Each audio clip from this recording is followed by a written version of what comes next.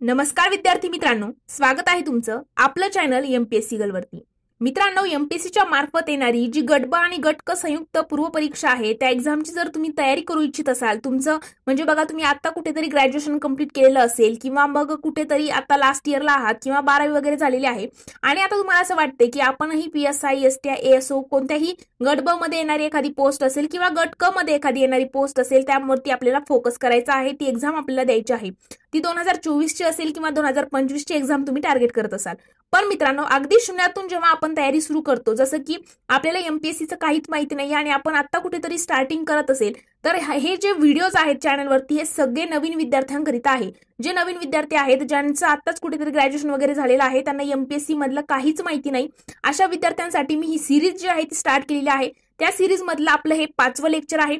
पहिल्या लेक्चरमध्ये आपण अगदी शून्यातून तयारी कशी करावी त्यामध्ये प्रॉपर सगळा सिलेबस, त्यामध्ये आपण बुक लिस्ट प्रॉपर बघितलेली आहे।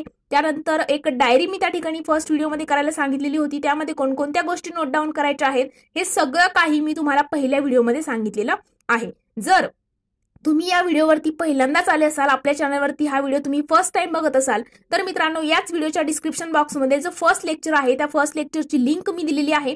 अगदी शून्यातून तयारी कशी करावी तो व्हिडिओ अगोदर प्रॉपर बघायचा आहे आणि त्यानंतर ही जी सिरीज आहे या सिरीजचे लेक्चर तुम्हाला कंटिन्यू करायचे आहेत।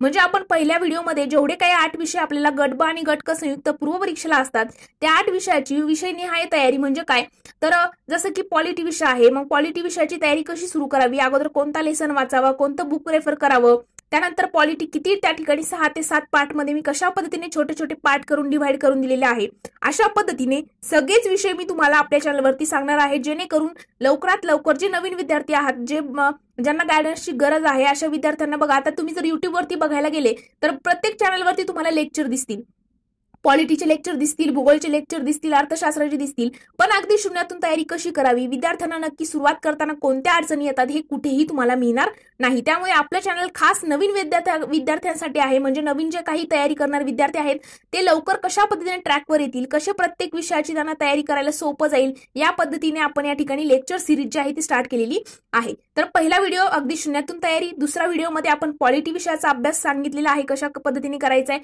नंतर भूगोल विषय आपण बघितलेला आहे, चालू घडामोडी बघितलेला आहे आणि सामान्य विज्ञान देखील आपण काल अपलोड केलेला आहे की सामान्य विज्ञानाचा अभ्यास नक्की कसा करावा। त्यामध्ये मित्रांनो मी तुम्हाला प्रत्येक विषयाच्या लेसन सहित सांगितलेला आहे, म्हणजे प्रत्येक विषयाचा जो काही धडा असतो, जे लेसन आहेत त्यानुसार कोणता लेसन अगोदर वाचावा, त्यानंतर कोणता, म्हणजे कशा पद्धतीने लिंक लागत जाईल तुम्हाला विषयाची, अशा पद्धतीने आपण सगळे विषय कव्हर केलेले आहेत। आणि आज आपण बघणार आहोत की मॅथ रिझनिंग। आता तुम्ही जेव्हा एमपीएससीच्या क्षेत्रात येतात त्यावेळेला तुम्ही भरपूर जे जुने विद्यार्थी आहेत त्यांच्या तोंडून ऐकलेलं असेल की जर तुम्हाला सायन्स आणि मॅथ रिझनिंग वरती जर तुमचं चांगल्या प्रकारे कमांड असेल तर तुम्ही 100% फ्री या ठिकाणी क्रॅक करता। मग नक्की मॅथ आणि रिझनिंग वरती कमांड कशा पद्धतीने येईल, आता अगदी तुम्ही नवीन आहात, तुम्ही आता कुठेतरी प्रॉपर बुक लिस्ट बनवलेली आहे, तुम्हाला सगळा सिलेबस माहित झालेला आहे आणि आता प्रत्येक विषयाची आपल्याला शून्यातून तयारी सुरू करायची। तर बघा, मॅथ रिझनिंगची तयारी करताना मी जे फर्स्ट व्हिडिओमध्ये तुम्हाला डायरी सांगितली होती त्यामध्येच तुम्हाला वरती मॅथ अँड रिझनिंग आणि खाली मग तुम्हाला हेडलाईन वरती टाकून आणि मग ज्या गोष्टी मी तुम्हाला सांगेल त्या सगळ्या नोट डाऊन करायच्या आहेत। तर बघा, मॅथ रिझनिंगची तयारी करताना सगळ्यात अगोदर पहिली गोष्ट म्हणजे बुक। आता तुम्ही बुक कुणाचंही घेऊ शकता, मी तुम्हाला बुक लिस्ट मध्ये सचिन ढवळे सरांचं बुक सांगितलेलं होतं, कारण की बघा सचिन ढवळे सरांचे जे 2 पार्ट आहेत या ठिकाणी प्रमोशन वगैरे कोणत्याही गोष्टी मी केलेल्या नाही, तुम्हाला जे वाटेल योग्य ते तुम्ही घ्या। जसं की सचिन ढवळे सरांचं बुक आहे, महाले सरांचं बुक आहे, जे तुम्हाला योग्य वाटत असेल ते बुक तुम्ही त्या ठिकाणी घेऊ शकता। सचिन ढवळे सरांच्या बुकचे 2 पार्ट आहेत, पहिल्या याच्यामध्ये अंकगणित, दुसऱ्या पार्टमध्ये बुद्धिमत्ता त्यांनी कव्हर केलेला आहे। त्यामध्ये त्यांनी राज्यसेवेचे यूपीएससी पॅटर्न सगळेच क्वेश्चन त्या ठिकाणी त्यांच्या याच्यामध्ये दिलेले आहेत। म्हणजे सपोज त्यांच्या लेसन जे बुक आहे, सपोज अंकगणिताचं जे बुक आहे त्यामध्ये जर शेकडेवारी लेसन असेल तर शेकडेवारी लेसन मध्ये त्यांनी स्वतः भरपूर टाईपचे प्रश्न त्या ठिकाणी 9 ते 10 टाईपचे प्रश्न दिलेले आहेत। त्या प्रश्नावरती पुन्हा 10 टाईपवरती भरपूर प्रश्न आपल्याकडनं सॉल्व्ह करून घेतलेले आहेत, म्हणजे त्या ठिकाणी सराव प्रश्न खूप आहेत। त्यानंतर मग आयोगाच्या मागील राज्यसेवेची पूर्व परीक्षा, मुख्य परीक्षा असेल, गट ब गट क असेल, फॉरेस्ट असेल, अशा वेगवेगळ्या एक्झाम मध्ये विचारले जाणारे प्रश्न दिलेले आहेत, त्यामुळे तुमची जास्तीत जास्त प्रॅक्टिस त्या ठिकाणी होते। तर सगळ्यात पहिली गोष्ट म्हणजे एक प्रॉपर बुक तुमच्याकडे असणं गरजेचं आहे। बुक घेतल्यानंतर बघा, आता ज्या विद्यार्थ्यांना आता जे इंजिनिअरिंग वगैरे ज्यांचं झालेलं आहे, ज्यांचं मॅथ बॅकग्राऊंड असेल, आता त्यांना हे सगळं काही सोपं वाटतं, ओके, पण ज्यांचं बीए असेल, बीएससी असेल, ज्यांना आर्ट जे बॅकग्राऊंडचे जे स्टुडंट आहेत त्यांना मॅथ रिझनिंग खूप हार्ड जातं, ओके। तर मग त्यांनी नक्की काय करावं, तर बघा आपण जसं बाकीच्या विषयांमध्ये मोस्ट वेटेज टॉपिक वरती फोकस करतो, ओके, त्याच पद्धतीने आपल्याला मॅथ रिझनिंगच्याही मोस्ट वेटेज टॉपिक वरतीच फोकस करायचा आहे. मात्र मॅथ रिझनिंगला एक या ठिकाणी कन्सेप्ट असते, ओके. म्हणजे काय, जर मॅथला सपोज मॅथचा बेस काय आहे, पाढे आहे, त्यानंतर वर्गमूळ असेल, घनमूळ असेल, वर्ग पाठ असणं गरजेचं आहे, घन पाठ असणं गरजेचं आहे. अगदी बेसिक पासून, म्हणजे जसं तुम्ही बघितलं तर संख्या म्हणजे नैसर्गिक संख्या कोणत्या, मूळ संख्या कोणत्या, अशा पद्धतीने जेव्हा तुम्ही सचिन ढवळे सरांचं बुक हातात घ्याल त्यानुसार एक एक टॉपिक, आता जसं मी म्हणणार नाही की तुम्ही मोस्ट वेटेज करू नका, कधी करायचे, ज्या वेळेला आपल्याला पूर्ण विषयाचा गाभा, पूर्ण बेस लक्षात येतो आणि पूर्ण विषय एकदा कम्प्लीट होतो, त्यानंतर आपल्याला मग आयोगाचे जेव्हा आपण PYQ बघतो त्यावेळेला आपल्या लक्षात येतं की सपोज शेकडेवारी जो टॉपिक आहे त्यावरती जास्तीत जास्त प्रश्न आहे, वयवारीवरती जास्त प्रश्न येतात, सरासरीवरती प्रश्न येतात, त्यानंतर काय काम वेग असेल, लसावी मसावीवरती प्रश्न आहेत. मग अशा पद्धतीने कधी आपल्याला ते कळायला लागतं, ज्या वेळेला कोणताही विषय असू द्या. आता सपोज मॅथ रिझनिंग आहे, तर मॅथ रिझनिंगला मी एकच सांगेल, ज्यांना अगदी बेसिक पासून सुरुवात करायची आहे, ज्यांना मॅथ रिझनिंगचं काहीच माहिती नाही आणि स्कोर जो आहे तो 20 पैकी 15+ घ्यायचा असेल, तर सगळ्यात पहिलं एक प्रॉपर बुक असणं गरजेचं आहे. त्यानंतर मित्रांनो, तुम्ही कोणाची, ज्यांचं शिकवणं तुम्हाला आवडेल त्यांची एक प्रॉपर मॅथ रिझनिंगसाठी तुम्हाला बॅच घ्यायची आहे. मॅथची आणि रिझनिंगची सपोज 200 लेक्चर असतील, 250 लेक्चर असतील, तेवढे लेक्चर एकदा कंप्लीट झाले तुमचे 1 ते 1.5 महिन्यामध्ये तुमचं पूर्ण मॅथ रिझनिंग कव्हर होतं. मी पहिल्याही एका व्हिडिओमध्ये तुम्हाला स्ट्रॅटेजी सांगताना बघा सांगितलेलं होतं की माझ्या मते तरी तुम्ही सगळ्यात अगोदर मॅथ आणि रिझनिंग हे 2 विषय कव्हर केले पाहिजेत. जसं की एक प्रॉपर बुक आणि त्यानंतर एक प्रॉपर बॅच घेऊन जर तुम्ही एकदा मॅथ रिझनिंग कव्हर केलं आणि त्यानंतर तुम्ही जीएसचे सगळे सब्जेक्ट करायला गेले, तर मग जेव्हा आपल्याला जीएस वाचताना बोर होतं त्यावेळेला आपण मॅथ रिझनिंगचे क्वेश्चन जे आहेत ते रिकाम्या वेळेमध्ये एकदा माहीत झालेला असतो, पूर्ण बेस पासून, म्हणजे अगदी बेसिक पासून जेव्हा आपण लेक्चर स्टार्ट करतो, जसं सचिन ढवळे सरांनी बॅचमध्ये अगदी बेसिक पासून तर ऍडव्हान्स पर्यंत जेवढे काही मॅथचे क्वेश्चन आहेत सगळे सॉल्व्ह करून घेतलेले आहेत. प्रत्येक त्या ठिकाणी लेसन त्यांनी क्लिअर करून घेतलेला आहे. एखादी बॅच घ्यायची, प्रॉपर एक बॅच घ्यायची, ज्यांची शिकवणी तुम्हाला आवडते त्यांची बॅच घ्यायची आहे आणि एक ना एक अगदी बेसिक पासून ज्या लेक्चरच्या एक ना एक पॉईंट, कोणताही पॉईंट मिस न करता, बघा त्यावेळेला आपल्याला समजतं, लेक्चर करताना आपल्याला वाटतं की हे तर आपल्याला येते, आता हे कशाला नोट डाऊन करू, पण त्यातला प्रत्येक एक्झाम्पल, सगळ्या गोष्टी नोट डाऊन करत एक प्रॉपर तुम्हाला नोट्स काढायच्या आहेत. आणि त्यानंतर जेव्हा आपण जीएसला सुरुवात करतो, मग जीएसला आपल्याला बघा दुपारच्या वेळेला बोर वगैरे होतं ना, त्यावेळेला मग आपण मॅथ रिझनिंग आपलं सगळं झालेलं असेल कव्हर, त्यावेळेला मग आपण कोणतेही आयोगाचे वगैरे प्रश्न घेतले किंवा एखादा रॅन्डम ऑनलाईन टेलिग्रामवरती एखादा क्वेश्चन पेपर घेतला आणि त्या रिकाम्या वेळेमध्ये जर सॉल्व्ह केला तर आपल्याला त्या कन्सेप्ट मागे माहीत असतात आणि मग तो टाइमपासमध्ये आपला तेवढा एक क्वेश्चन पेपर सॉल्व्ह होऊन जातो. तर अशा पद्धतीने तुम्हाला मॅथचं काय करायचं, एक प्रॉपर बुक, त्यानंतर एक तुम्हाला प्रॉपर एक बॅच घ्यायची आहे. मग ती बॅच तुम्ही महाले सरांची वगैरे जी तुम्हाला वाटत असेल योग्य ती बॅच घ्या. त्यानंतर बघा एक ना एक गोष्ट तिथे नोट डाऊन करा.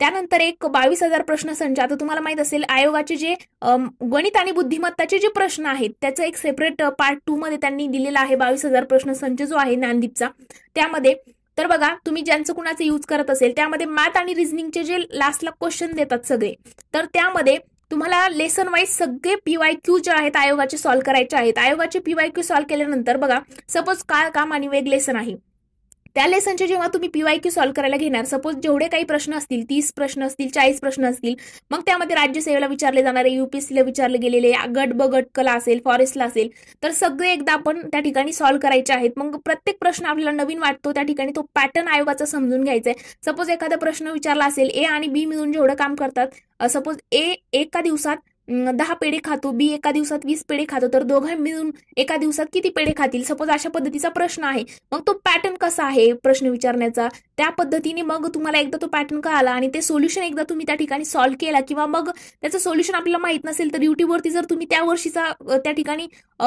टाईप करून टाकलं की सपोज गट ब आणि गट क संयुक्त पूर्व परीक्षा 2023 question paper, math question paper analysis, की तुमच्या समोर सगळे क्वेश्चन त्या ठिकाणी ओपन होणार. मग प्रत्येक टॉपिकमध्ये प्रत्येक जो क्वेश्चन असतो प्रत्येकाचा पॅटर्न आपल्याला त्या ठिकाणी कळतो आणि मग तशाच पद्धतीचे प्रश्न जे आहेत ते आयोग पुढे काय करत असतो, रिपीट करत असतो. म्हणजे पॅटर्न तेच असतं, फक्त त्यामध्ये थोडेसे नावं वगैरे चेंज करणार किंवा मग त्याच्यातले व्हॅल्यू चेंज करणार. त्यामुळे आयोगाची PYQ महत्वाचे आहेत. तर अशा पद्धतीने तुम्हाला मॅथ आणि रिझनिंगचा प्रॉपर अभ्यास करणं गरजेचं आहे. मग आता मॅथ रिझनिंगला मोस्ट वेटेज टॉपिक कोणते आहेत, तर बघा मोस्ट वेटेज टॉपिक जर आपण बघायला गेलो तर समीकरण, मॅथमध्ये जर आपण बघितलं तर समीकरणावरती सगळ्यात जास्त प्रश्न असतात. बघा तुम्हाला माहित असेल एक चलातील समीकरण, बहुचलातील समीकरण, त्यानंतर अपूर्णांक लेसन आहे, संख्या आहे, वर्गमूळ आणि घातांकावरती 23 प्रश्न आतापर्यंत गट ब पूर्व परीक्षेला आलेले आहेत. त्यानंतर वेळ वेग अंतर असेल, सरासरी असेल, भूमितीय संकल्पना असतील म्हणजे क्षेत्रफळ वगैरे वर्तुळाचा, अशा पद्धतीने प्रश्न तुम्हाला दिसत असतील.